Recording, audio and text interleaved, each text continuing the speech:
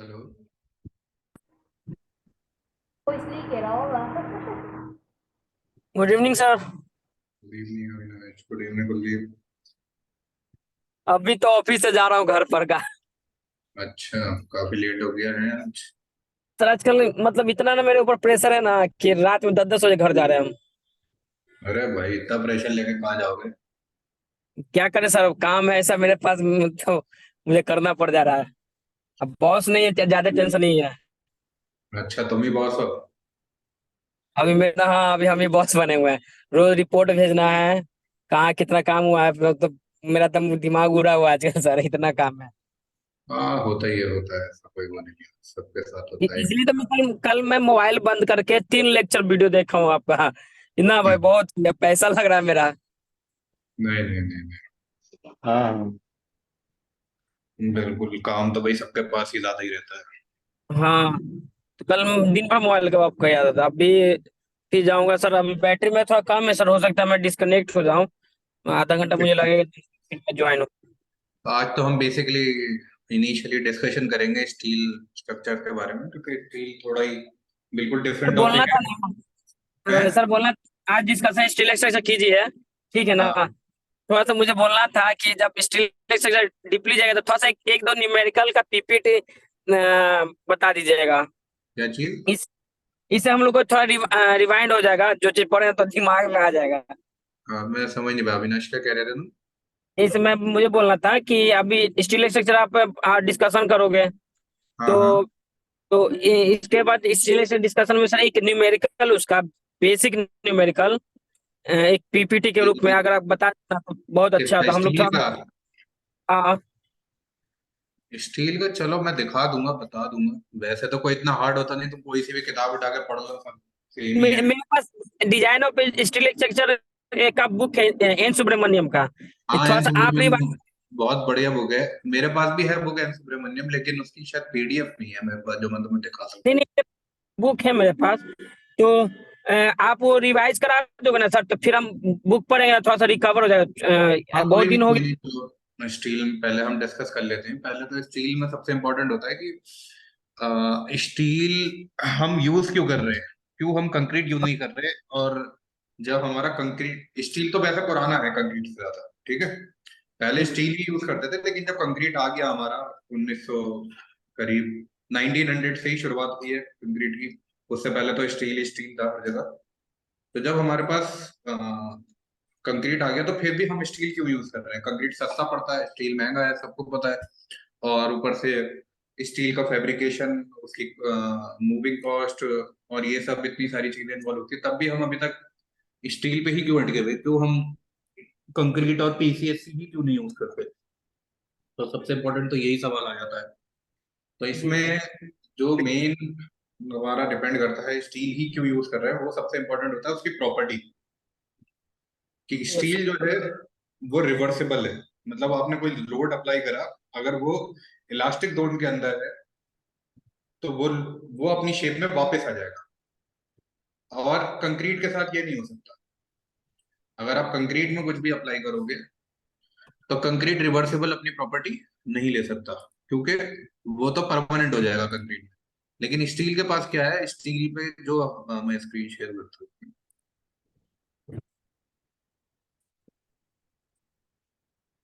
हाँ, अब स्टील का बनता है ग्राफ।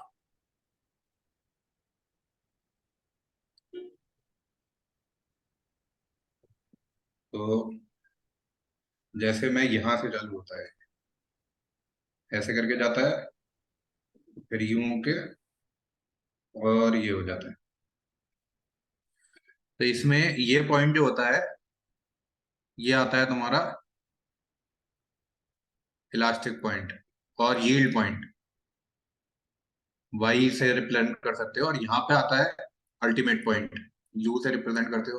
ये थोड़ा गिरता भी है, इसको बोलते हैं शायद नो। और यहाँ से यहाँ तक ये जो करके जो ग्राफ बनता है, ये इतना एरिया होता है तुम्हारा इलास्टिक जोन।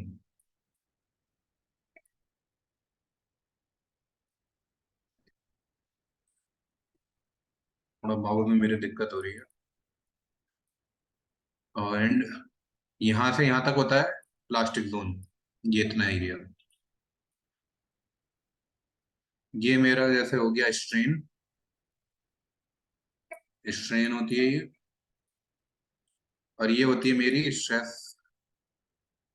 तो जैसे जैसे स्ट्रेस बढ़ती जाएगी,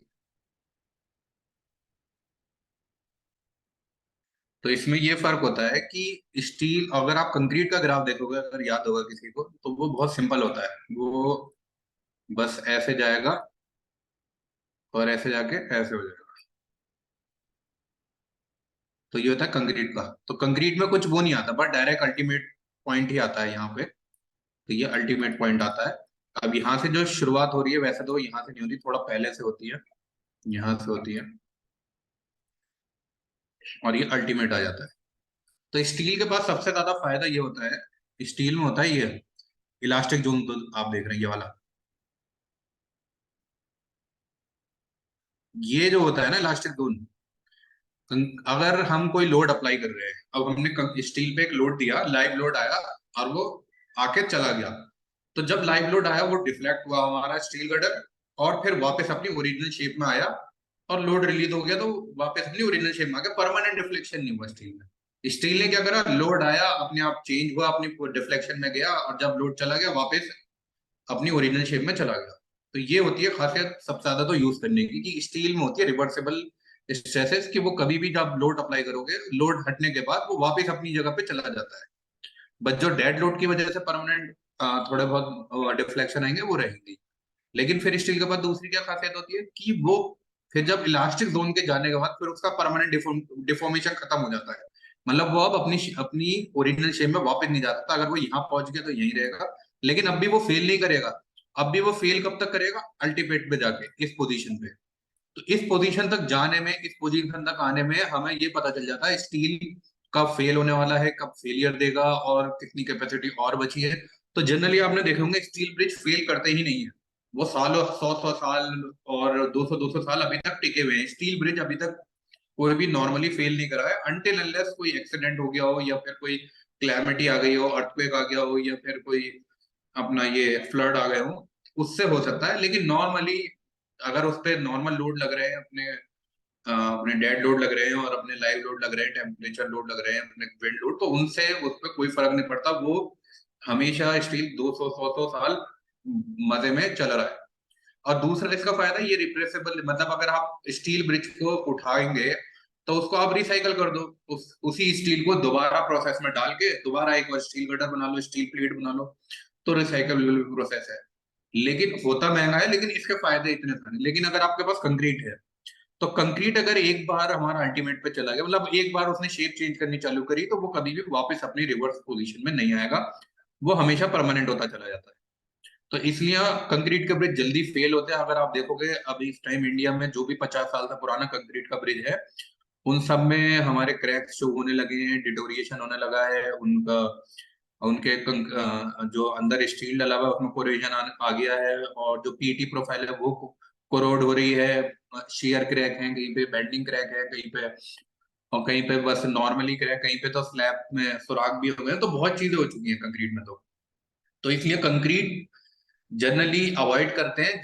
लेकिन कंक्रीट हम इंडिया में क्यों यूज कर रहे हैं और बाकी जगहों पे, क्योंकि सस्ता पड़ता है। पहली बात तो इकोनॉमिकल है। स्टील इकोनॉमिकल नहीं है। स्टील की कॉस्ट आपकी 1.5 या 2 टाइम्स से ज्यादा ही पड़ती है as compared to your concrete bridges. तो पहली बात तो कॉस्ट एसोसिएटेड हो जाती है। स्टील अच्छा है लेकिन महंगा बहुत है, तो लोग नहीं कहते भाई हमारा एक ब्रिज जब अगर 10 करोड़ में बन रहा है, तो उसे हम 20 करोड़ में क्यों बनाना चाहिए। चाहे 50 साल बाद गिरने, तो तब तक तो सरकारें चेंज हो जाएंगी, लोग चेंज हो जाएंगे, सब चेंज हो जाएगा, फिर दोबारा बनाएंगे। तो इसलिए ज्यादा लोग क्या चाहते हैं, कंक्रीट यूज करना चाहते हैं, ताकि वो। लेकिन अगर आप इंडियन रेलवे देखो, अब इंडियन रेलवे के पास पैसा बहुत है, उनके पास पैसे की कमी नहीं है। तो इंडियन रेलवे सारे ब्रिजों में सिर्फ स्टील ही यूज करते हैं, क्योंकि इंडियन रेलवे बहुत क्रूशल है। अगर एक भी चीज फेल हुई तो पूरी की पूरी ट्रेन गिर जाएगी।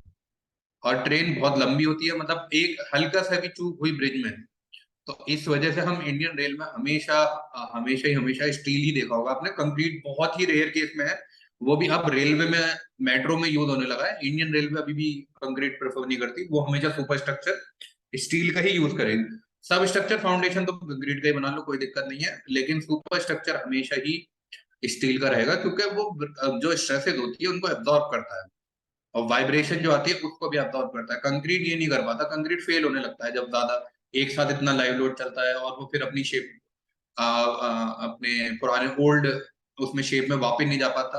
अब स्टील के पास तो क्या फायदा है कि जैसे ही लाइव लोड आया, ठीक है, वो डिफ्रैक्ट चालू हुआ। अब लाइव लोड को टाइम लगेगा ट्रेन को क्रॉस होने में, 10 मिनट, 20 मिनट, 30 मिनट, कितने भी लग सकते हैं, क्या पता वो रुक भी सकती है। तो उस अब जितनी देर भी रहेगा लोड, वो डिफ्लेक्ट रहेगा, लेकिन अगर वो इलास्टिक जोन के अंदर है, तो जैसी ट्रेन क्रॉस करेगी वो वापस अपनी ओल्ड शेप में वापस आ जाएगा। तो ये एक तो ये फायदा हो गया, मतलब जो इंडिया में है। लेकिन अगर आप अब ग्लोबल स्केल पे देखोगे, मतलब जैसे आप यूएस की बात करो, कनाडा की बात करो, या फिर यूरोप की बात करो, तो यहाँ पे तो स्टील ही यूज होता है। फिर क्यों स्टील यूज होता है? यहाँ पे पड़ती है ठंड, तो जब जितनी ज्यादा कोल्ड पड़ती है, उतना ही कंक्रीट हमारा बेकार होता चला जाता है। पहली बात तो वो एकदम, जैसे ही आप उसमें सीमेंट और एग्रीगेट का मिक्सचर बनाओगे, वो जमने लगेगा, मतलब आप साइट तक, लोकेशन तक ले जा ही नहीं पाओगे, और वो हार्ड हो जाएगा due to very severe cold. और दूसरा स्ट्रेसेस की वजह से, कि इतनी ज्यादा ठंड पड़ती है कि ये वो होता है, कंप्रेस होने लगता है। तो जब कंक्रीट में कंप्रेशन आता है, तो उसमें क्रैक भी जनरेट हो जाते हैं और स्ट्रेसेस बढ़ जाती हैं, तो टॉप स्लैब फेल हो सकती है, या कुछ और फेल हो सकता है। लेकिन स्टील में ऐसा कुछ नहीं होता। अगर स्टील में स्ट्रेसेस बढ़ेंगी तो वो ऊपर को डिफ्लेक्ट कर जाएगा, जैसे ही मौसम चेंज करेगा फिर वो वापस नीचे डिफ्लेक्ट कर जाएगा। फिर अगर हमारा ये आ गया, क्या नाम है, अगर बहुत ज्यादा हीट होने लगी, मतलब हायर टेम्परेचर में वो इलांगेट कर जाएगा, खिंच जाएगा, नीचे डिफ्लेक्ट कर जाएगा, और फिर जैसे ही टेम्परेचर नॉर्मल होगा, फिर वो वापस अपनी शेप में आ जाएगा। तो इन सब जगह तो सिर्फ होता ही, ज्यादातर सारे ब्रिजों में स्टील ही है, कंक्रीट होता है, लेकिन वो यूज होता है बहुत ज्यादा कंट्रोल्ड एनवायरनमेंट में। लाइक अगर आपको कंक्रीट के ब्रिजेस बनाने हैं ऐसे ही कनाडा में, यूरोप में या यूएस में, तो हमें वेट करना पड़ता है कि मार्च अप्रैल आ जाए, मार्च अप्रैल से अक्टूबर तक के बीच में ही काम होता है वहां पे, उसके बाद फिर बंद हो जाता है, क्योंकि इतनी बर्फ पड़ती है कि कंक्रीट रह ही नहीं पाता, कंस्ट्रक्शन काम दिक्कत होती है, गाड़ियां फिसलने की, ये वो बहुत सारी चीज होती है। लेकिन स्टील के साथ इतनी सारी चीजें एसोसिएटेड नहीं होती। Steel generally all 12 month workable रहता है, इसलिए बिल्डिंग भी वहां पे आपने देखो स्टील की, और या तो वुड की रहेगी या स्टील की रहेगी। एक तो बेटर हीट रेजिस्टेंट होता है, इंसुलेटेड होता है, हीट को एब्जॉर्ब भी कर लेता है, हीट को ट्रांसफर भी करता है। तो इन सब चीज की वजह से हमेशा ज्यादातर स्टील ज्यादा प्रेफरेबल है, हर स्ट्रक्चर के लिए, हर एक ब्रिज के लिए, बिल्डिंग्स के लिए, हर चीज के लिए। और सबसे अच्छी क्वालिटी बहुत अच्छी मेंटेन होती है, क्योंकि पूरा फैब्रिकेट जो होता है किसी फैक्ट्री में होगा। आपको इसे साइड पे कोई काट के और ये सब नहीं करेगा कि भाई मैं साइड पे ही चालू हो जाऊं अपना स्टील की प्लेट कट करना और मोल्ड लगाना और ये सब। फिर बहुत ज्यादा डिटेल ड्राइंग बनती है, हर चीज बहुत ज्यादा एक्यूरेट होता है, कंट्रोल एनवायरमेंट होता है, तो ये सब चीजें फायदा देती हैं। अब आते हैं बात दूसरे डिजाइन की। अब स्टील जो पहले से बचपन से चला आ रहा है, यहाँ पे होते हैं दो मेथड स्टील के डिजाइन करने के, होते हैं दो मेथड। पहला होता है एएसडी, जो कि 100 साल और 200 साल से चल रहा है, ये एक्सपेरिमेंट बेस्ड मेथड है। दूसरा होता है LSM, limit state design, LSD या एलएसएम, लिमिट स्टेट मेथड, अलग अलग नेम है। तो अब इसमें क्या होता है कि जो एएसडी होता है, एएसडी मेथड बनाया है पहले लोगों ने कॉलेजों में, या फिर साइंटिस्ट ने स्टील के बीम्स ली और उन पे लोड लगाना चालू किया, और तब तक चेक किया कि जब तक वो फेल नहीं हो जाए। जब वो फेल हो जाते थे, ये होता था एक्सपेरिमेंट, तो वो उसकी स्ट्रेसेस देखते थे, भाई कितनी स्ट्रेसेस पे जाके ये फेल हो रहा है। तो ये एक्सपेरिमेंट करे इन्होंने, बहुत सारी बीम ली, मतलब 100 200 अलग अलग साइज की, और हर एक बीम को फेल कराते गए उसके अल्टीमेट लोड तक। तो उसको पता चला कि 0.66 FY तक अगर स्ट्रेसेस आ रही हैं डिजाइन में, या 6.5 तक, तो मेरा डिजाइन सेफ रहेगा, मुझे कोई टेंशन की बात नहीं है, स्टील फेल नहीं करेगा। ये उन्होंने पता लगाया, लेकिन एक्सपेरिमेंट से। इस और फिर क्या हुआ कि अब साइंटिस्ट ने देखा भाई एक्सपेरिमेंट से तो थोड़ा स्टील ज्यादा आ रहा है, क्योंकि जब हम स्ट्रेस से चेक करते हैं हमेशा स्टील ज्यादा आता है। तो उन्होंने फिर मैथमेटिकल मॉडल्स बनाए, अपनी प्रोबेबिलिस्टिक अप्रोच अपनाए। तो फिर ये मेथड अडॉप्ट हुआ, इसे कहते हैं प्रोबेबिलिस्टिक।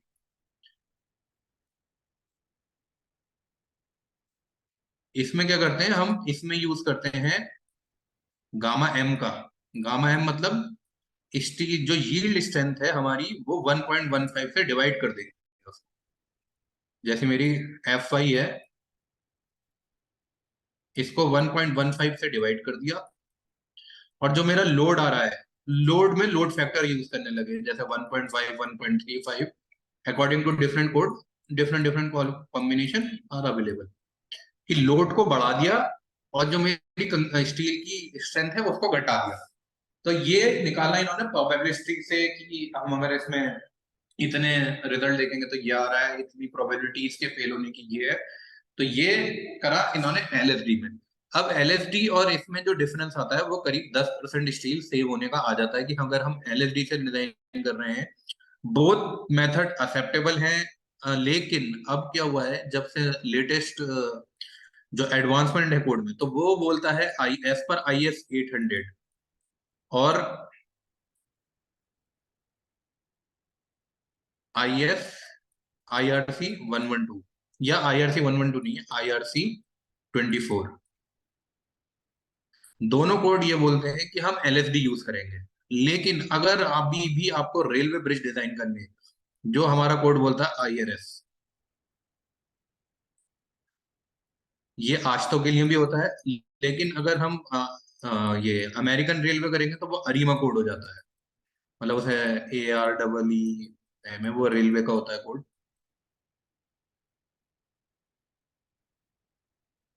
तो इसमें क्या होता है, अभी भी हम रेलवे ब्रिजेस अलाउबल स्ट्रेस से डिजाइन कर रहे हैं, लेकिन बिल्डिंग और हाईवे ब्रिजेस हमारे चेंज हो चुके हैं लिमिट स्टेट डिजाइन से। इसलिए हमें दोनों चीजें पता होनी चाहिए कि कब हम अगर हम रेलवे ब्रिज कर रहे हैं तो हम अलाउबल, हमें सिर्फ स्ट्रेस चेक करनी है, कोई फालतू किसी में नहीं जाना। लेकिन अगर हम बिल्डिंग डिजाइन कर रहे हैं, अपने हाईवे ब्रिज डिजाइन कर रहे हैं, या कुछ और कंपोनेंट है ब्रिज का वो डिजाइन कर रहे हैं, तो उसमें आता है हमारा LSD, limit state design method. तो ये तो बेसिक हो जाता है हमारा स्टील और इसको लेके, कि कब कौन सा मेथड यूज करना है, कब क्या करना है। अब क्या होता है कि IRC 24 जो बताता है हमें, अगर किसी ने रीड करा हो या फिर मैं बता देता हूँ आज तो। IRC 24 सिर्फ स्टील बीम को चेक करने के लिए है, जिसके ऊपर अभी तक कंक्रीट नहीं आया है, ओनली स्टील बीम या स्टील गर्डर ओनली। ये और कुछ चेक नहीं करता है, ये स्टील के कनेक्शन पर चेक करेगा, स्टील की बीम चेक करेगा। अब स्टील में कनेक्शन तो चलो अभी करते हैं डिस्कस। तो ये जो है हमारा बेसिकली और कुछ डील नहीं करता। जैसे अगर हमारे स्टील गर्डर के ऊपर कंक्रीट आ गया, तो ये उसको चेक नहीं करेगा, फिर वो बन जाता है कंपोजिट। तो कंपोजिट के लिए फिर हमारे पास अलग कोड है। कंपोजिट का क्या कोड है, वो भी इसके थ्रू है, वो है हमारा IRC 22। तो इसीलिए लोग ज्यादातर थोड़े कंफ्यूज भी होते हैं स्टील डिजाइन में। स्टील में क्या होता है, हमें पहले गर्डर को विदाउट कंक्रीट या फिर ग्रीन कंक्रीट के लिए चेक करना होता है, वो होता है IRC 24 के लिए। लेकिन जब वो कंपोजिट बन जाता है तो फिर हम IRC 22 अप्लाई करते हैं। जब इन दोनों के भी चेक हो जाते हैं, तो फिर उसके बाद हम फिर वापस IRC 24 पे जाते हैं और फिर कनेक्शन डिजाइन करते हैं। तो इसलिए मतलब दो कोड हमें साइमल्टेनियसली यूज करने पड़ते हैं स्टील में, अगर हम एज पर इंडियन कोड काम कर रहे हैं। लेकिन अगर आप बाहर किसी कोड के लिए कर रहे हो, या फिर अपना ये आईआरएस यूज कर रहे हैं जैसे रेलवे ब्रिजेस के लिए, तो हम फिर आईआरएस ही यूज करेंगे डायरेक्टली। उसमें वो गिवन है, उसमें हम अलग अलग कोड में जाने की जरूरत नहीं है, वो डायरेक्ट हम स्ट्रेसेस ही देख लेते हैं पूरे उसकी सेक्शन की। अब दूसरी चीज होती है स्टील में स्टील गर्डर की प्रॉपर्टीज। स्टील गर्डर की प्रॉपर्टी मतलब area of section, moment of inertia, and सबसे इंपॉर्टेंट सेक्शन मॉडुलस। तो सेक्शन मॉडुलस सारे हमें हमेशा निकालना ही पड़ेगा, क्योंकि सेक्शन मॉडुलस से ही स्टील की कैपेसिटी निकल कर आती है। अगर आप फॉर्मूला देखेंगे जो IS 800 या फिर IRC 24 में लिखा हुआ है, वो मूवमेंट कैपेसिटी का है आई थिंक 0.87, और FI इनटू सेक्शन मॉडुलस को किससे ने वाईपी या आई एस इससे रिप्रेजेंट कर रहे थे हम, moment of inertia section modulus Z से रिप्रेजेंट करते हैं सर। है। सेक्शन मॉडुलस जेड से रिप्रेजेंट करते हैं। हाँ जेड से कर सकते हैं, और Z P plastic section modulus या हाँ, हाँ। प्लास्टिक सेक्शन मॉडुलस और इलास्टिक सेक्शन मॉडुलस। प्लास्टिक और इलास्टिक दो अलग चीजें हैं, वो तो सिर्फ हमारी ये होती है कि हम कौन से उसकी, हमारा सेक्शन कौन सी कैटेगरी में जा रहा है। दोनों का केस अलग है ना। इलास्टिक के अंदर अपन सेक्शन जो आपकी लाइन है ना वो स्ट्रेट काउंट करते हैं, और प्लास्टिक के अंदर जाते हैं तो प्लास्टिक हिंज कंसीडर जो प्लास्टिक मोमेंट जो होते हैं स्टील के लिए वो लेके नहीं चलते नहीं, हैं। वो हमें अभी अल्टीमेट मूवमेंट में की बात करनी नहीं है, अभी हम सिर्फ अल्टीमेट में अपन प्रॉपर्टी की जेड यूज बात। करते हैं। इसके हैं दो अलग फॉर्मूले हैं गिवन है, हम्म, लेकिन जनरली ये इसलिए जरूरी होता है, मैं बताता हूँ। अगर आप प्लास्टिक मूवमेंट देखोगे वो थोड़ा सा ज्यादा आएगा, little extra as compare to Z E जो होता है इलास्टिक होता है, तो जेड पी जो होता है प्लास्टिक होता है। क्योंकि इसमें देखो मैंने यही बताया ना ऊपर ग्राफ बना के, इलास्टिक मॉडुलस का मतलब है कि वो इलास्टिक रेंज के अंदर में रहेगा, लेकिन जब आप प्लास्टिक जोन में भी चले आओगे तो आप प्लास्टिक कैपेसिटी भी यूज कर सकते हैं। तो स्टील के पास यही बेनिफिट है, या तो आप इलास्टिक जोन में रहो, ये तो सबसे सेफ ही होता है हमेशा अगर आप इलास्टिक जोन में रह रहे हो। तो इसमें जो हम यूज करते हैं ESB के अंदर हम हमेशा इलास्टिक वाली प्रॉपर्टी ही यूज करते हैं, और जब हम लिमिट स्टेट में चले जाते हैं तो हम प्लास्टिक प्रॉपर्टी में भी जा सकते हैं, लेकिन प्रेफरली डिपेंड करता है, अगर एक बहुत ज्यादा इकोनॉमिक डिजाइन करना है तभी हम जाते हैं, वरना तो इलास्टिक प्रॉपर्टी भी ओके है अगर आप यूज करें। अब ये चीज होती है कि ये सारी प्रॉपर्टीज आपको निकालनी आनी चाहिए, ये ज्यादातर तो उसमें ही सिखाई जाती है फर्स्ट और सेकंड ईयर में ही, अपने थियोरी ऑफ मैकेनिक्स में, या तो में strength of materials, generally different mechanics of structure, different names are there for the subject। तो ये होती है मोमेंट की कैपेसिटी। तो जनरली सबसे इम्पोर्टेंट इसमें, अब सबसे अच्छी चीज ये होती है स्टील में, अपने को कंक्रीट से डील नहीं करनी स्टील में, स्टील के साथ ही हमें काम करना है। तो कुछ कभी कभार चीजें आसान लगने लगती हैं कि भाई हमें ज्यादा अब इसमें कंक्रीट में नहीं जाना है, बस स्टील स्टील में करना है, तो फॉर्मूले थोड़े से सिंपल हो जाते हैं। लेकिन जब हम फिर हायर एनालिसिस पे जाते हैं, जब हम टॉर्जनल पे जाते हैं, फिर हम उसका ये टॉर्जनली रेस्ट्रेंट है, या फिर हमारा ये बकलिंग एनालिसिस करते हैं, या कुछ और उसमें आगे दूसरे एनालिसिस स्टील में होते हैं, या फिर पी डेल्टा एनालिसिस करते हैं सेकेंडरी मूवमेंट के लिए, और या फिर थिन कॉलम है, तो उसमें काफी सारी चीजें कंफ्यूजिंग हो जाती हैं स्टील में। कंक्रीट में तो इतना ज्यादा नहीं जाते हैं, लेकिन स्टील को हम पूरी तरीके से यूटिलाइज कर सकते हैं। अब अगर मैं तुम्हें देखूं कोड, हाँ मैंने रखे में होंगे, दिखा भी देता हूँ।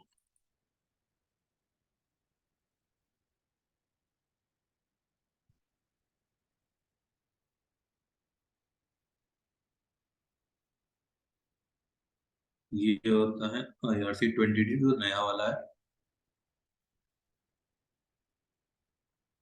2008 है, हम देखेंगे 2015 वाला। ये हमारा होता है सिर्फ कंपोजिट के लिए। अब कंपोजिट में क्या होता है कि जो हम यहाँ पे डिस्कस कर रहे थे अभी, स्टील की प्रॉपर्टीज अपडेट हो जाती है। स्टील की प्रॉपर्टीज क्या अपडेट हो जाती है कि स्टील में हम अपना, जैसे मेरा गर्डर है, ऐसे एक टॉप स्लैब होगी, और फिर मेरा स्टील गर्डर आएगा। अब स्टील गर्डर भी काफी टाइप के हो सकते हैं, या तो वो डब वेब, ओपन वेब हो सकते हैं, या स्टील आई हो सकते हैं, या बॉक्स हो सकते हैं। Generally the most common is I always, box भी कॉमन है। तो ये जैसे मेरा आई हो गया। अब मैं जब खाली आई को चेक कर रहा हूँ, वो चेक करूंगा मैं IRC-24 से। लेकिन अब मेरा यहाँ पे क्या हुआ, कंपोजिट हो गया, क्योंकि मैंने शेयर स्टड लगा दिया यहाँ पे, और रीइंफोर्समेंट दे दिया, डॉट बार, और यहाँ पे ऐसे करके लॉन्गिट्यूडनल रीइंफोर्समेंट, ट्रांसवर्स रीइंफोर्समेंट। तो अब ये कंपोजिट बन गया। जैसे ही ये कंपोजिट बनता है तो मेरी क्या प्रॉपर्टी जो कैलकुलेट होती है वो इसके टॉप से होने लगती है। तो इसके टॉप की वजह से जो मेरी इफेक्टिव डेप्थ है गर्डर की वो बढ़ जाती है। जैसे ये मेरी 200 की प्रॉपर्टी है, यहाँ पे एक हॉन्च होता है तो ये करीब 300 दे देता है। तो अब मेरा स्टील गर्डर जो है 1.8 का था या 1.5 का, कितने का भी हो सकता है, 1.8 का, तो अब कितने का बन गया टोटल 2.1 का। तो यहाँ पे जो मेरा ZP है ये बढ़ जाता है एक्चुअली में। तो और इसमें भी ये करना होता है, ये तो चलो अभी डिस्कस करेंगे। इसकी ये विड्थ होती है इफेक्टिव विड्थ, बी इफेक्टिव लिख लो। इसको हमें रिड्यूस कराना होता है लाइव लोड के लिए अलग और हमारे परमानेंट SIDL के लिए अलग। तो उसके बाद हम प्रॉपर्टी फिर दोबारा रिकैलकुलेट करते हैं और फिर दोबारा हम एनालिसिस करते हैं और फिर दोबारा स्ट्रेसेस निकाल के चेक करते हैं कि लिमिट स्टेट में इस फॉर्मूले में आ गई। फिर हम क्या करते हैं, चेक होता है इसमें और combined by axial bending and axial force का। मतलब इसमें ऐसा भी हो सकता है, एक तो हमारी Z वाली बेंडिंग आएगी जो मेन एक्सिस के अबाउट है, और आई में क्या होता है, जैसे मेरे पास आई गर्डर है तो यहाँ दो एक्सिस बनती है ये, ठीक है। ये मेरी जैसे X हो गई, ये Y हो गई या Z हो गई या कुछ भी दे लो। तो एक जो X एक्सिस के अबाउट जो आ रहा है, जो ये एक्सिस है इसके अबाउट आता है मोमेंट Z, लेकिन एक जो Y एक्सिस है इसके अबाउट आता है मोमेंट Y। तो उसमें क्या करना होता है हमें, मतलब उसकी कैपेसिटी निकालनी होती है M के CPY अपॉन MY और प्लस देन MX XCP, मतलब कैपेसिटी X डायरेक्शन में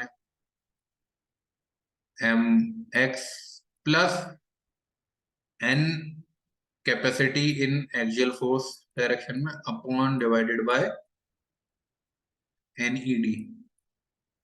NED मींस जितनी भी एक्सियल फोर्स आ रही है इन सबका रेशियो जो है मेरा 1 से आना चाहिए। ये combine bending plus torque bending plus biaxial bending plus, हाँ, बाई एक्सियल बेंडिंग प्लस जो भी एक्सियल फोर्स आ रही है उसका वो होता है एक्चुअली। तो ये काफी इंपॉर्टेंट होता है हमारे स्टील में, क्योंकि हमारी बाई एक्सियल बेंडिंग भी आती है जिसे हम अपने कंक्रीट गर्डर में टॉर्जन कहते हैं।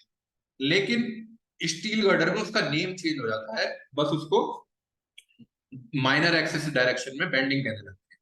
हम इसको ये नहीं कहते कि ये टॉर्जन है, हम कहते हैं ये इसमें बाई एक्सियल बेंडिंग आ गई है। लेकिन टॉर्जन भी आती है। अब होता क्या है, जब टॉर्जन आती है तो इसके ऊपर होता है ये कंक्रीट, तो हम ये बोल देते हैं ये लेटरली रेस्ट्रेन्ड है, मतलब इस डायरेक्शन में ये जा ही नहीं सकता क्योंकि इसके ऊपर कंक्रीट आ गया, जिस वजह से ये इसका टॉप प्लेट जो है फिक्स हो गई।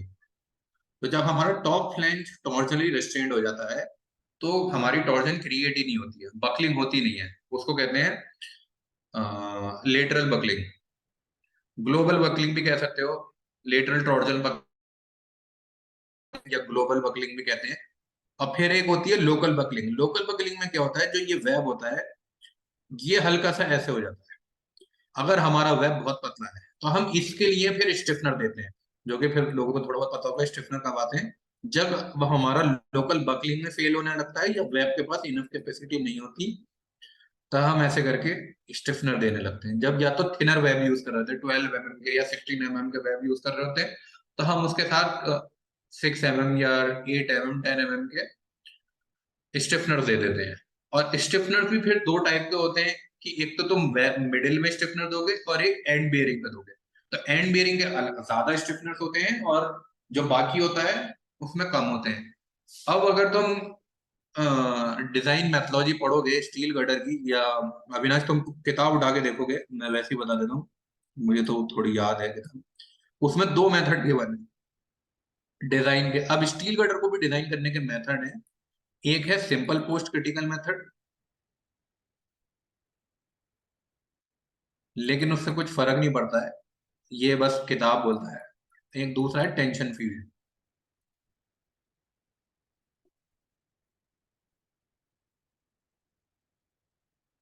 सिंपल पोस्ट क्रिटिकल मेथड क्या कहता है, हम अपने आई गर्डर को विदाउट स्टिफनर या विद स्टिफनर दोनों तरीके से डिजाइन कर सकते हैं। वो हमें देखना होता है। अगर हम विदाउट स्टिफनर करेंगे तो हमारे जो वेब है वो थिकर जाएगा, मतलब थोड़ा ज्यादा मोटा नहीं, ज्यादा थिकनेस आ सकती है। और अगर हम विद स्टिफनर करेंगे तो हमारा थिकनेस कम आ सकती है। लेकिन tension field method totally depend करता है आपके स्टिफनर की स्पेसिंग पे, कि स्टिफनर्स की क्या स्पेसिंग रखी है, उसी हिसाब से मैं अपने गडर डिजाइन करूंगा। क्योंकि ये एक पैनल बना लेता है अपना स्टिफनर टू स्टिफनर के डिस्टेंस के बीच में। इस वजह से ये भी देखना होता है कि कौन सा मेथड ले रहे हैं, लेकिन हमारे पास दोनों मेथड ओके हैं, दोनों से यूज कर सकते हैं। ऐसा कोई जरूरी नहीं कि कोई बोले मुझे टेंशन फील्ड से ही करना है, लेकिन अगर आप टेंशन फील्ड से कर रहे हो तो आपको स्टिफनर देने ही देने हैं, कंपलसरी हो जाता है। तो जनरली जो हम डिजाइन करते हैं वो कोशिश करते हैं सिंपल पोस्ट क्रिटिकल मेथड से, क्योंकि हम अगर हम स्टिफनर ना देना चाहें तो वो भी हम चेक कर लेते हैं, लेकिन अगर हम स्टिफनर दे के करना चाहें तो फिर हम टेंशन फील्ड में चले जाते हैं। तो ये हो गई हमारी बात अभी डिजाइन से रिलेटेड नॉर्मल। और शेयर का नॉर्मली चेक होता है, कोई इसमें खास नहीं होता। शेयर सिर्फ भी रजिस्ट जो करता है वो सिर्फ करता है हमारा वेब। ये जो वेब है इसको वेब बोलते हैं, इसको टॉप फ्लैंज या टीएफ, बॉटम फ्लैंज बीएफ, और ये होता है web. Top plate bottom plate भी बोलते हैं बहुत से, लेकिन ये वेब ही रहता है। टॉप फ्लैंज बॉटम फ्लैंज भी बोलते हैं, web flange, top plate bottom plate या वेब प्लेट। तो जनरली शियर जो रजिस्ट हमारी जो बेंडिंग रजिस्ट होती है वो हमारी बॉटम फ्लैंज और टॉप फ्लैंज से रजिस्ट करानी होती है, और जो शियर रजिस्ट करानी होती है वो हमें रजिस्ट करानी होती है वेब से। एक्सियल फोर्स वेब में भी जाएगी और फ्लैंजेस में भी आएगी, वो दोनों से रजिस्ट करानी होती है फुल एरिया से। तो इस वजह से ये सब चीजें थोड़ी इंपॉर्टेंट होती हैं। एक बार अगर टाइम मिले तो एन सुब्रमण्यम या कोई भी स्टील की गडर की एक और भी है, ध्यान नहीं है, लेकिन एन सुब्रमण्यम तो बेस्ट है ही all over the industry, Indian code के लिए और इंडियन स्टूडेंट्स के लिए। तो एक बार देख लेना। अब दूसरी चीज आती है हमारे कनेक्शन। जब अगर हमने एक बार स्टील सेक्शन कंफर्म कर लिया भाई मेरा ये यूज होने वाला है, अब स्टील कनेक्शन की क्यों बात आ रही है, क्योंकि हमें देनी होती है ब्रेसिंग। अब हम इसमें ना हम वो नहीं देते हैं, क्या नाम है, मिड डायफ्राम या फिर एंड डायफ्राम होते हैं, क्योंकि हमें लिफ्टिंग करानी होती है, लेकिन मिड डायफ्राम नहीं होते। उसकी वजह होती है हमारे पास ब्रेसिंग। अब ब्रेसिंग जो है वो किसी भी टाइप की भी हो सकती है, मतलब कि वो आप दो गर्डर है मेरे पास ऐसे करके,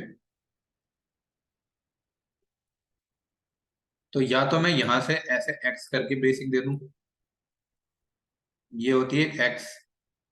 और एक कौन सी होती है, एक होती है नॉर्मल आई बीम की, कि नॉर्मल चैनल या आई बीम की ब्रेसिंग दे दूं ऐसे करके, ये भी होती है एक। और एक के टाइप और होती है, कैसे बनती है वो, हाँ, कि आप एक एक से उसको फिक्स करा देते हैं, फिर जो दूसरा होगा वो दूसरे से फिक्स हो जाएगा। तो के टाइप होती है। और एक होती है what we call it space truss. Space truss में क्या होता है कि यहाँ से यहाँ कनेक्ट रहेगा, यहाँ से यहाँ कनेक्ट रहेगा, टॉप भी कनेक्ट रहेगा, और फिर इसको दूसरे वाले जो स्पेसिंग है वहां से एक ट्रस बनता चला जाता है, वो स्पेस ट्रस ब्रेसिंग भी होती है। तो जो हम ब्रेसिंग करते हैं उसका कनेक्शन अलग होता है, लेकिन जो स्टील टू स्टील कनेक्शन होता है, जो जैसे मेरे यहाँ आएगी एक प्लेट आएगी और यहाँ बोल्ट आएंगे ऐसे करके, देखे ही होंगे सबने, एक बार अभी दिखा भी दूंगा। जो फिर मेरी यहाँ पे टॉप प्लेट आती है एक, फिर यहाँ पे ये बोल्ट ऐसे करके आ जाते हैं, फिर बॉटम में भी आ जाती है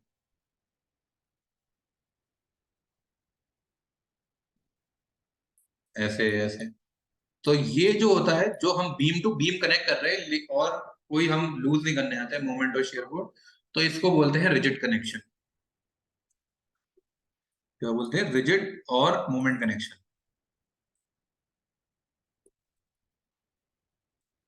और मोमेंट कनेक्शन। लेकिन अब जो हम बेयरिंग डिजाइन, जो हम अपने ट्रांसफर ब्रेसिंग देते हैं, अब वो कोई सी भी टाइप की हो, ब्रेसिंग हमेशा जो डिजाइन होती है, ब्रेसिंग वो हमेशा किस पे डिजाइन होती है, शेयर कनेक्शन। अब दोनों में फर्क क्या है, कि रिजिड कनेक्शन में आपका moment, shear force, axial force तीनों बराबरी तौर पे एक मेंबर से दूसरे मेंबर में जाएगा। मतलब ऐसा नहीं होगा कि कुछ भी चीज लॉस है, थोड़ा बहुत लॉस होता है क्योंकि भाई कनेक्शन है, लेकिन वो हम अपने अजम्पशन में ये मानते हैं कि कुछ भी जरा भी फोर्स लॉस नहीं हो रही, एक बीम से दूसरे बीम में विदाउट एनी लॉस चली जाएगी, एज पर रिजिड कनेक्शन और मोमेंट कनेक्शन। लेकिन जब हम ब्रेसिंग डिजाइन करते हैं, हम ये अज्यूम करते हैं उसमें जरा भी मोमेंट नहीं जाएगा, सिर्फ शियर फोर्स और एक्सियल फोर्स ट्रांसफर होगा। मोमेंट जो मेन गटर में है वो उसमें रहेगा, लेकिन हमारी ब्रेसिंग में जरा भी मोमेंट नहीं जाएगा। तो हमें सिर्फ शियर, जो भी शियर आएगी इधर से उधर या एक्सियल फोर्स आएगी, उसी के लिए डिजाइन करना होता है। तो ये होता है इन दोनों में डिफरेंस। लेकिन अगर आप बिल्डिंग में काम करोगे कभी, या अगर कुछ आ गया ऐसा, तो उसमें हमारा एक और कनेक्शन का नाम है, उसको बोलते हैं हम सेमी रिजिड। तो सेमी रिजिड हमारे ब्रिजेस में नहीं आता, क्योंकि तो वो सारा वो 50%, 60% या 80% हम मूवमेंट उसमें अलाउ करते हैं और बाकी रसेस कर लेते हैं। वो एक डिफरेंट काइंड का कनेक्शन होता है। सेमी रिजिड ज्यादातर आप नहीं देखोगे किसी भी ब्रिज में, या तो शियर कनेक्शन होगा या फिर अपना ये मोमेंट कनेक्शन होगा। तो ये दो अपने रहते हैं कनेक्शन। अब बात करते हैं दूसरे हमारे पास फिर फोम्स की।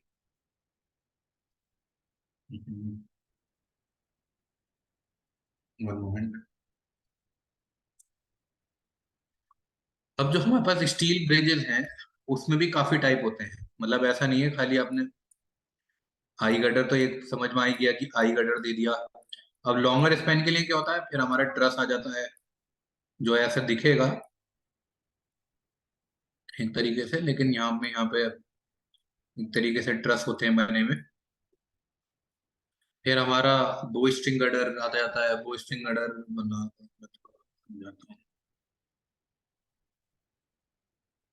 जैसे अगर मैं इस ट्रस का लॉन्गिट्यूडनल सेक्शन बनाऊंगा,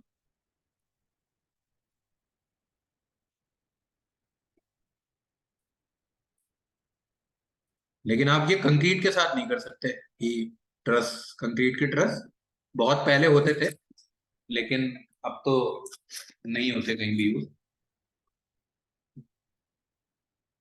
पहली बात तो डिफिकल्ट होते हैं बनाने। अब ट्रस में भी टाइप आते हैं, नॉर्मल ट्रस हो गया, ओ टाइप हो गया, फैन टाइप हो गया, या फिर के टाइप हो गया। लेकिन नॉर्मली यही अपना इसको हो टाइप या फिर नॉर्मल ट्रस बोलते हैं, यही ज्यादा प्रेफरेबल होता है। आसानी से बन जाता है, इजी डिजाइन होता है और कम सेक्शन जाते हैं। ये एक ट्रस हो गया। अब दूसरा हमारे पास जो भी कॉमन चल रहा है सारे ब्रिजेस में, वो आजकल चल रहा है ये बो स्ट्रिंग गर्डर।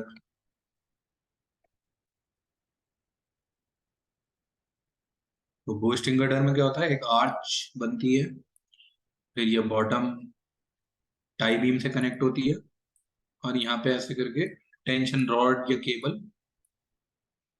होती है।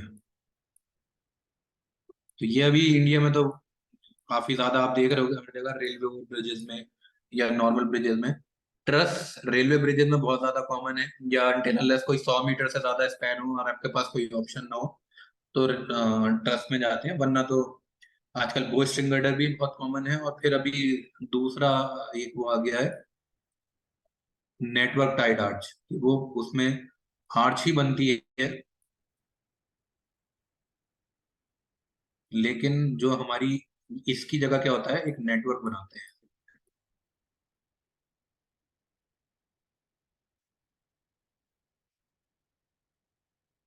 और क्या बनता है?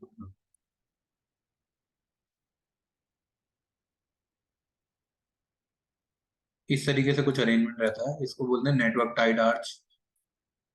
ये भी कॉमन अभी इंडिया में तो नहीं हुआ है, लेकिन बाहर कंट्रीज में हल्के हल्के अब होने लगा है। फिर हमारा स्टील बॉक्स, जैसे आपका नॉर्मल बॉक्स है, तो एक एक तो टब होता है ऐसे करके, और इसके ऊपर स्टील की ऐसे स्लैब आ जाती है। स्टील बॉक्स या स्टील टब बोलते हैं इसको। ये भी यूज होता है काफी ब्रिजेस में, इंडिया में भी अब आजकल काफी कॉमन हो गया स्टील टब सेक्शन। और फिर एक स्टील बॉक्स भी आते हैं, डायरेक्ट आप बॉक्स नॉर्मल बना के, जैसे दो बॉक्स को मिला के बना लेते हैं, ये एक बॉक्स मिलाया और फिर या ओपन रख लेते हैं, ओपन बॉक्स होते हैं हाँ, एक बॉक्स यू टाइप होते हैं ये ऐसे, और फिर ऐसे और ऐसे करके ये यूज हो रहा है। और स्टील आर्च, तो स्टील आर्च भी कॉमन है, ये डायरेक्ट आर्च दी, आर्च होती है जमीन के अंदर, फिर वो फिर ये इसमें तो टाई बीम हो जाती है, और फिर यहाँ से ऐसे करके ब्रिज जा रहा होता है और यहाँ पे ये होती है। अब ये होता है स्टील आर्च सस्पेंडेड केबल्स के ऊपर, या फिर आप स्टील आर्च दे सकते हो जैसे हमारे चेनम ब्रिज में है। उसमें क्या है कि पहले आर्च बनाई और फिर उसके ऊपर पहले आर्च बनाई करके, और फिर यहाँ पे अपने कॉलम लगाए और ऐसे करके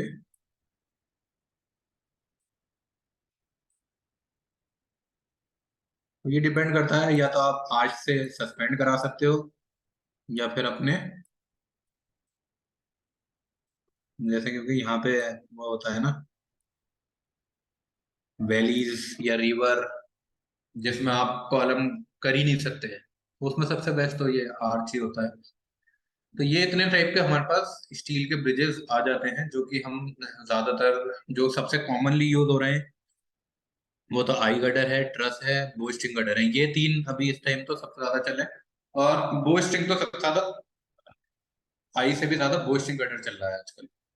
तो ये हमारे पास स्टील के टाइप रहते हैं, और इतने हमारे पास ब्रिज रहते हैं, और सब के सब जो होते हैं वो स्टील कंपोजिट ही होते हैं। कोई भी हमारे पास खाली स्टील गडर का नहीं होता। अगर हमारे पास खाली स्टील है, खाली स्टील का मतलब कि आपके पास कंक्रीट की स्लैब नहीं है, उसके ऊपर डायरेक्ट जैसे होते हैं वो इस टाइप के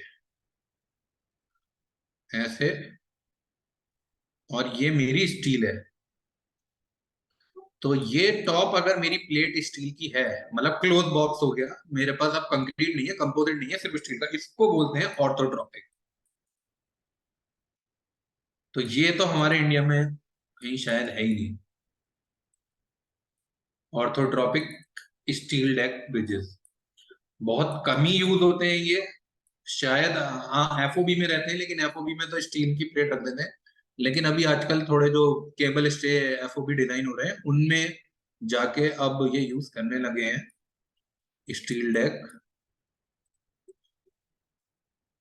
अभी द्वारका में एक एफओबी बन रहा है, उसमें जाके शायद ये यूज होगा ऑर्थोटॉपिक स्टील डेक। बाकी इतना ज्यादा बहुत ही रेयरली होता है, क्योंकि इसमें स्टील पहली बात बहुत ज्यादा जाता है, ये बहुत ज्यादा कॉस्टली होते हैं बस। लेकिन होते बहुत वो है क्या नाम है, परमानेंट हो जाते हैं सोल्यूशन, और काफी कॉम्प्लेक्स ज्योमेट्री के लिए ही यूज होते हैं। कोई नॉर्मल ब्रिजेस में यूज नहीं होते, जहां पे ब्रिज या तो बहुत ज्यादा कर्व हो रहा होगा, केबल स्टे ब्रिज होगा और कर्व हो रहा होगा और बहुत ज्यादा स्ट्रेसेस जनरेट होंगी, तब जाके ये हमारा ऑर्थोटॉपिक स्टील डेक आते हैं। तो ये हो जाते हैं। अब हमारी दूसरी चीज क्या होती है, वैसे इंडियन कोड में तो कुछ इसका डिजाइन दिया हुआ है नहीं, हाँ आज तो ही फॉलो करना पड़ जाता है ये यूरो कोड। तो इंडियन कोड तो हमारे पास दो है, जो पहला मैंने एक बताया था IRC 22, जो बताता है कंपोजिट डिजाइन के लिए। तो अगर किसी को वैसे तो हम डिस्कस करेंगे, लेकिन ये कोड सिर्फ हमारा डील करेगा हमारी कंपोजिट, जब हमारे पास स्लैब आ गई कंक्रीट की। अगर स्लैब नहीं आई है कंक्रीट की तो हम इस कोड को यूज नहीं करेंगे, तब हम अपना यूज करते हैं IRC 24, जो कि ये रहा। शायद इसके बाद भी कुछ आया है ना मेरे पास, कोई ये किस पे बेस्ड है, लिमिट स्टेट डिजाइन पे। ये दोनों के दोनों लिमिट स्टेट डिजाइन पे ही बेस्ड है। लेकिन अगर आप IRS का कोड देखोगे, स्टील ब्रिज डिजाइन SBC, वो पूरा बेस्ड है हमारा अलाउबल स्ट्रेस पे। ये जो है ये कॉपी पेस्ट हुआ हुआ है IS 800 से। तो इसमें जो फॉर्मूला गिवन है या कुछ भी गिवन है, ज्यादातर आप मैच करा पाओगे अपने IS 800 से। अब बात आ जाती है स्टील की प्रॉपर्टीज की। स्टील जैसे कौन से ग्रेड के होते हैं? माइल्ड स्टील होता है हमारा 250 ग्रेड, उसके बाद फिर हायर ग्रेड जाता है 350, फिर उसके बाद जाता है 415, फिर उसके बाद जाता है 450 तक। ज्यादातर इन्हीं 4 टाइप के हमारे पास स्टील की प्लेट्स अवेलेबल रहती हैं एज पर दी रिक्वायरमेंट। हम यूज करते हैं। अगर हमें हायर ग्रेड चाहिए होता है 350 चले जाते हैं, 415 तक तो बहुत मुश्किल आता है, लेकिन 315 है। अब ये आती है class with thickness of ratio. Class मतलब कब वो प्लास्टिक है, कब वो कॉम्पैक्ट है या सेमी कॉम्पैक्ट है। तो ये हमारे रेशो पे डिपेंड करता है कि be upon T F. B गंगिया B B B B width होती है उसकी डेप्थ और थिकनेस की। कंफर्म, क्योंकि मैं फिर कुछ गलत बोल नहीं तो सही नहीं है। गंगिया बी, और ये रहे फैक्टर्स भी गिवन है, गामा एम बाई 1.1 है इसमें।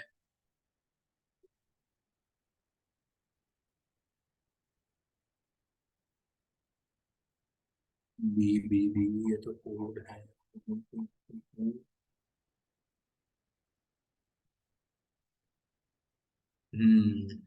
ये देखो यहाँ पे डिफरेंट एक्सेस भी हैं। अब ये जो u और y देख रहे हो, ये प्रिंसिपल एक्सेस होती है। तो ये भी इंपॉर्टेंट होता है जब ऐसे एंगल सेक्शन में अनइक्वल है ना ये, इसमें ये लेंथ बड़ी है मतलब इस डायरेक्शन में, तो इसमें दूसरी एक्सेस भी आती है। लेकिन इसका तो बस ब्रेसिंग में यूज होगा आपका, उसमें जरूर उसमें इतनी टेंशन होती है। यहाँ होगा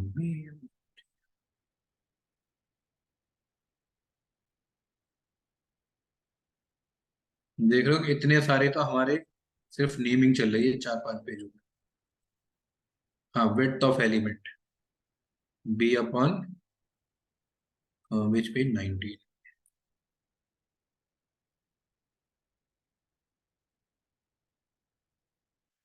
T f in thickness of top flange, then b upon thickness of top flange.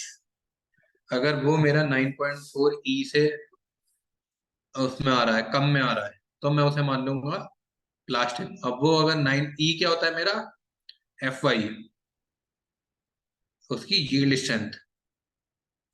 और वो अगर ई भी मेंशन होगा, ई हाँ 250 अपॉन, ये डिपेंड करता है डिफरेंट डिफरेंट उसके हिसाब से।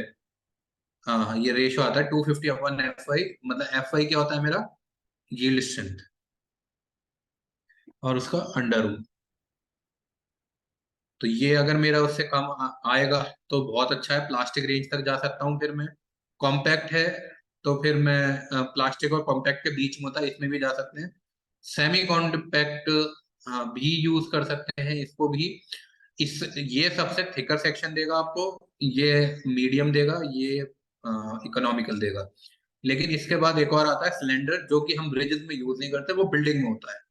वो सेमी कॉम्पैक्ट के बाद आता है, क्लास 4 होती है जो यहाँ मेंशन नहीं है, क्योंकि ब्रिजेस में अवॉइड करा जाता है सिलेंडर सेक्शन, क्योंकि उसमें लोडिंग, हमारे ब्रिजेस में हमेशा लोडिंग बहुत ज्यादा आती है, तो इसलिए ब्रिजेस में अवॉइड कर देते हैं। तो यहाँ पे एक क्लास 4 भी है जो कि अपने IS 800 में है केवल। और बाकी चीजें यही रहती हैं अपनी। ये हो गया एक्शन कंप्रेशन बेंडिंग का। अब रोल सेक्शन ये तो कुछ नहीं।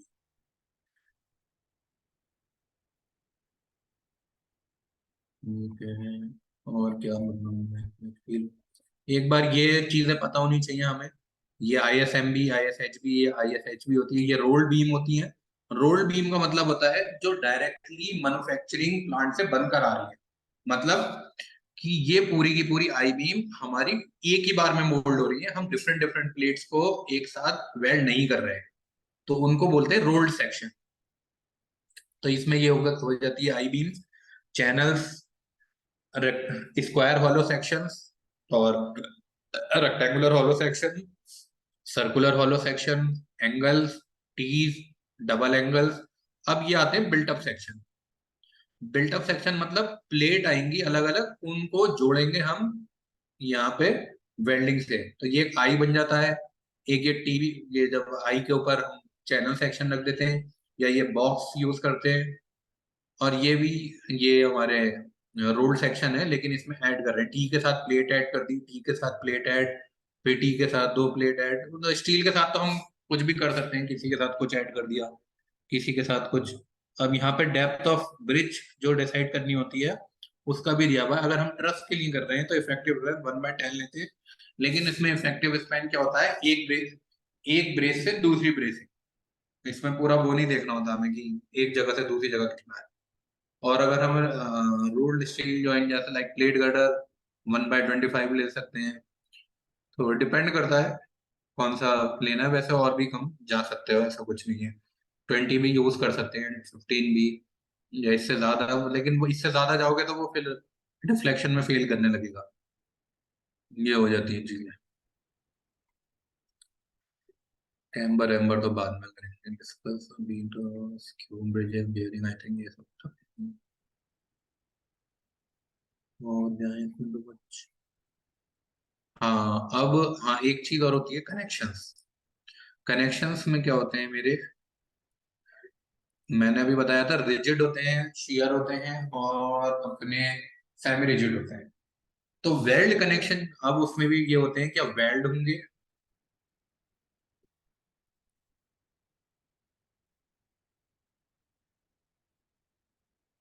या फिर बोल्टेड होंगे। और तीसरा एक और होता है, रिवेटेड होंगे। रेविट होंगे। तो रेविट जो है ओल्ड कनेक्शन का वो है डिजाइन का पार्ट, जो कि अब ऑल ओवर द वर्ल्ड ज्यादातर सुपर सीड हो चुका है बोल्ट और वेल्ड में। क्योंकि पहले रैबिट ही यूज होते थे, पहले बोल्ट इतने ज्यादा अवेलेबल नहीं थे इंडस्ट्री में, और वेल्ड भी साइड पॉसिबल नहीं हो पाता था, दिक्कत थी। लेकिन अब बहुत अच्छी अच्छी मशीनें और बहुत बहुत कुछ डेवलप्ड हो चुका है। तो जनरली जो यूज होता है वेल्ड और बोल्ट होते हैं। तो वेल्ड जो होता है आपका हमेशा जनरली यूज होगा रिजिड कनेक्शन में, और बोल्ट यूज होंगे शेयर कनेक्शन। लेकिन बोल्ट हमारे रिजिड कनेक्शन में भी यूज हो सकते हैं, ऐसा नहीं है कि बोल्ट उसमें जाएंगे। लेकिन शेयर कनेक्शन में आप जनरली देखेंगे कि बोल्ट ही यूज हो रहे हैं, कभी वेल्ड यूज नहीं होते। क्योंकि वेल्ड वेल्ड जो होते हैं वो मूवमेंट को एक मेंबर से दूसरे मेंबर में ले जा रहे होते हैं। इसलिए हम हमेशा यही देते हैं अपने,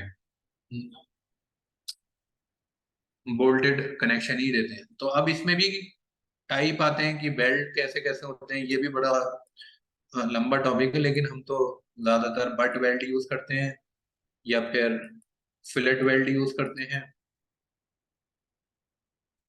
और बोल्ट्स के भी फिर ग्रेड आते हैं कि 4.6 यूज करोगे या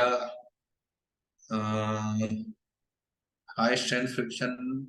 हाई स्ट्रेंथ 8.8 होते हैं। एक तो होता है 8.8 high strength friction H, friction grip bolt. हाँ H, H S F G 8.8 और 10.9। तो ये बोल्ट के टाइप आए थे। रेविट हम यूज ही नहीं करते हैं, अब आज पहले होते थे तब भी वो बोल्ट के जैसे ही ग्रेड रहते थे। तो ये होते हैं ब्लैक बोल्ट, और ये high strength friction grip bolt होते हैं। अब इसमें भी बहुत चीजें होती हैं कि इस 4 का क्या मतलब है और 6 का क्या मतलब है, इस 8 का क्या मतलब है, और बाद में 0.8 का क्या मतलब है।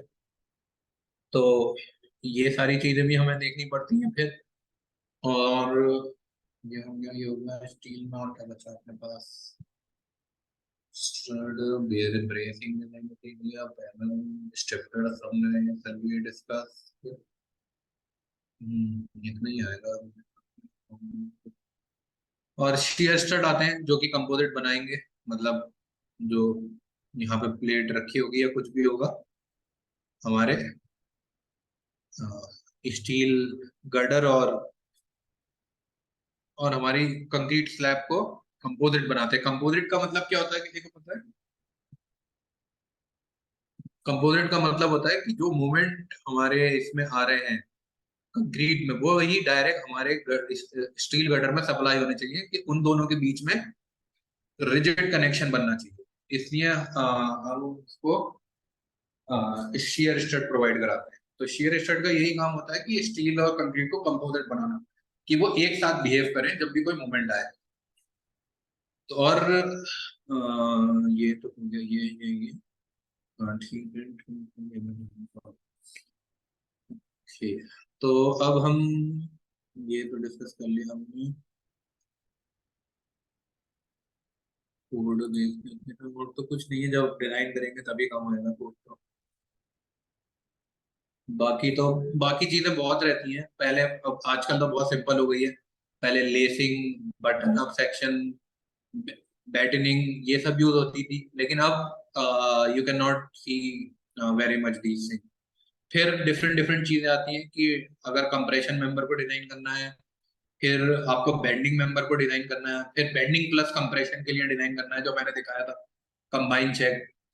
और हाँ, फिर ये भी इम्पोर्टेंट होता है, एक तो उसकी स्टील की, चलो ये तो वैसे पता ही होगा सबको।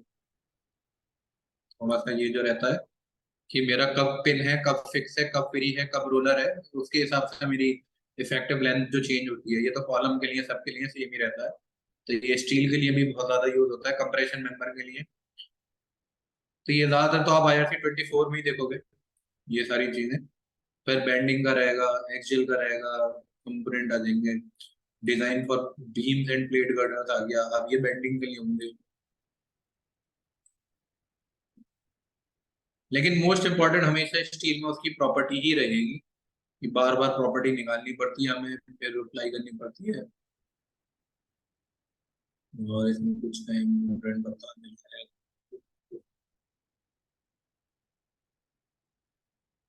ये तो हमारा चेक, उसका कनेक्शन डिजाइन है।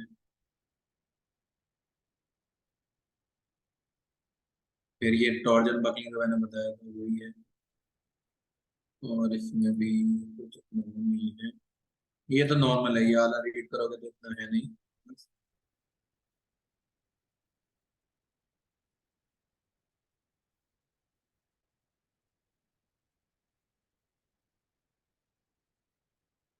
ये वापस वही सेक्शन बने हुए, ले दे के सेम ही है, थोड़ा बहुत ये डिफरेंस आता है कि यहाँ पे बस वही इफेक्टिव वेट तो आप कंक्रीट के आ जाती है, और हम अज्यूम कर लेते हैं कि कंक्रीट भी पार्टिसिपेट करेगा मेरा डिजाइन करने। ये देखो फॉर्मूला ये रहा, जेड, ये जेड ही यहाँ पे इलास्टिक सेक्शन मॉडुलस लिया हुआ है, FI/γ m0 बताया। तो जनरली तो यही हर जगह एक ही फॉर्मूला यूज होता है, चाहे तुम इसमें देखो अपने IS 800 में, IS 24 में, और IRC 22 में, सब जगह एक ही है। तो ज्यादा इसमें चेक भी ज्यादा नहीं होते, स्ट्रेसेस अगर देखनी हो तो देख लेते हैं, कंबाइन स्ट्रेसेस। बाकी डिफ्लेक्शन और कैम्बर थोड़ा इंपॉर्टेंट होता है। हाँ, कभी कभार ये, अगर हमारा रेलवे ब्रिज है तो हम फटीग के लिए भी चेक करते हैं। फटीग क्या होता है, बार बार लाइव लोड के आने की वजह से जो स्ट्रेसेस जनरेट होती है, कहीं वो परमानेंट ना हो जाए। जैसे मैंने बताया ना, ग्राफ की वजह से क्या हो रहा है। और कनेक्शन में तो फटीग नहीं आ रहा, बेसिकली तो ज्यादातर कनेक्शन में ही आता है कि वो एक्युमुलेट होती रहती है स्ट्रेसेस, फिर एक टाइम बाद जाके फेलियर हो जाता है। तो उसको कहते हैं कि हम इतनी बार लाइव लोड लगा के देख लें कि stresses with in the limit रहे। ये होता है, ऐसे करके डायग्राम होगा कि ये आया और ये ऐसे टेपर्ड होता है, फिर ऐसे, फिर ये टेपर्ड। तो ये टेपरिंग भी जरूरी होती है, अदरवाइज आपका जो गर्डर और यहाँ पे सेक्शन होता है, ये फेल करने लगता है फिर इस जगह से। काफी ब्रिज में मैंने देखा भी है कि ये चीज फेल करने लगती है। तो इसलिए ये चीज ध्यान रखनी पड़ती है इसमें। ये देखो ऐसे करके ये रीइंफोर्समेंट बार भी दिखता है मैंने उन्हें, ऐसे दे दो, ऐसे दे दो। ये तो सब डिटेलिंग पार्ट है। अभी क्या आया था, वो कंक्रीट फिल ट्यूब्स आई थी। ये होती है कंक्रीट फिल ट्यूब, जो कि हमारे चेनअप ब्रिज में यूज हुई।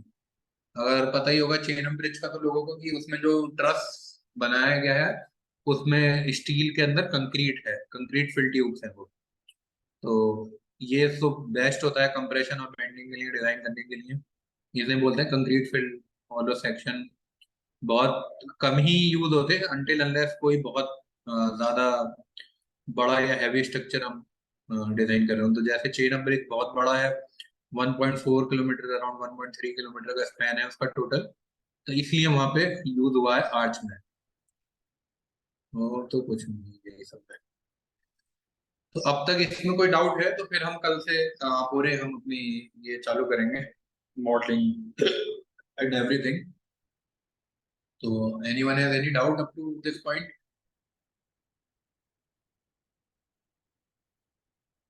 कुछ स्टील में अगर किसी ने कुछ पढ़ा हो या कुछ पूछना हो या कुछ और। Hello hello. हाँ सर, ओके सर, रिवाइज एक बार बुक से करके फिर जो डाउट होगा सब। रिवाइज जो बोल रहे हो बुक मेरे पास, मैं देखूं कि मैं बता तो दूंगा, मुझे कोई दिक्कत नहीं है, लेकिन मेरे पास होनी चाहिए पीडीएफ में, मैं देख लेता हूँ। ग्रे डिजाइन कंपोजिट बॉक्स, मैं डायरेक्ट बताऊंगा तो इसमें नहीं है। Advanced buried descending with Syria line, concrete bridge, creep bridge.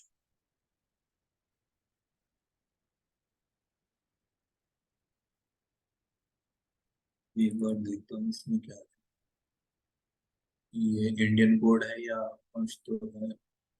Pashto ही लग रहा है ये, या यूरोपियन है।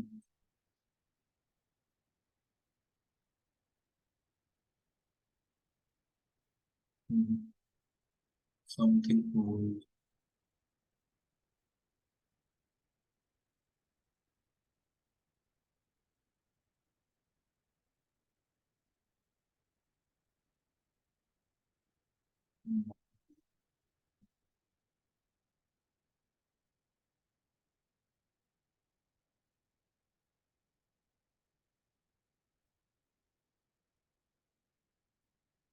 इंडियन बुक है ही नहीं, एक बार देखनी पड़ेगी।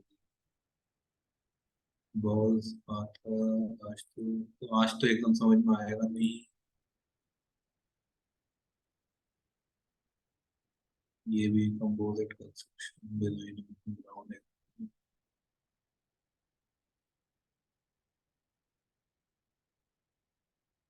रोआर्क भी यूज होता है स्टील के लिए बहुत ज्यादा।